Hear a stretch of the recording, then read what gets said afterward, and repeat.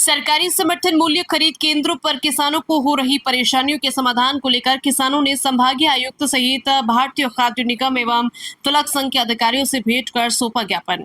किसानों को आर्थिक नुकसान से बचाने के लिए प्रशासन अविलंब व्यवस्थाओं में सुधार की मांग की है। शुगर मिल संयुक्त किसान समन्वय समिति के प्रतिनिधि नवीन शंगी ने बताया कि इस क्षेत्र में किसानों के गेहूं, चने और सरसों की फसल की कटाई शुरू हो चुकी है और समर्थन मूल्य पर खरीद केंद्र भी शुरू हो चुके हैं।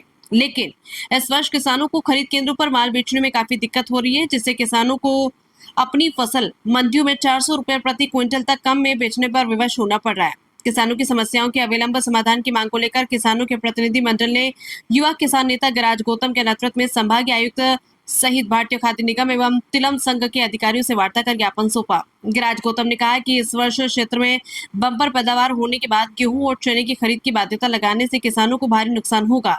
उन्होंने कहा कि पिछले वर्ष से भी कम मात्रा तय की गई है, जबकि उत्पादन बढ़ा है। किसान की संपूर्ण फसल की खरीद होनी चाहिए। साथ ही इस वर्ष खरीद में बायोमेट्रिक उपस्थिति लगाना बिल्कुल भी व्यवहारिक नहीं। इस व्यवस्था को समाप्त कर पिछले वर्षों की भांति खरीद होनी चाहिए। गौतम ने कहा कि ऑफलाइन वाले गांवों के किसानों को टोकन नहीं मिलने के कारण उन्हें कम भाव में अपनी फसल बेचने पर विवश होना पड़ रहा है।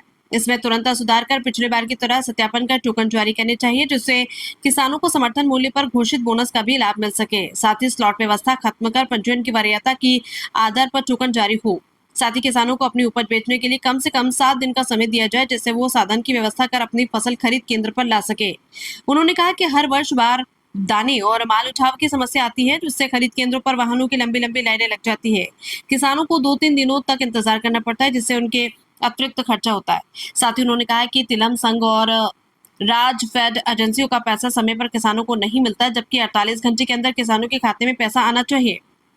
गौतम ने यह भी कहा कि इस वर्ष फसल कटाई से कुछ दिन पूर्व बारिश हुई है, जिसके कारण फसल की गुणवत्ता में कुछ कमी होना स्वाभाविक है। ऐसे में किसानों को गुणवत्ता के नाम पर परेशान किए बिना संपूर्ण फसल की खरीद होनी चाहिए। इन सभी विषयों पर गंभीरता से चर्चा करते हुए संभागीय आयुक्त ने किसानों को आश्वस्त किए कि इन सारी समस्याओं का अविलंब समाधान किया जाएगा, जिससे किसानों को राहत मिल सके। प्रतिनिधि मंडल में किसान नेता हरजिंदर सिंह, हरिशंकर नागर, सूरजमल नागर, रामस्वरूप पहाड़, दिनेश गौतम, ओंकार नागर, शंकर नागर, राम प्रसाद सैनी, ब्रजभान यादव आदि उपस्थित रहे। केशव राय पाटन से नितेश बैरागी की रिपोर्ट।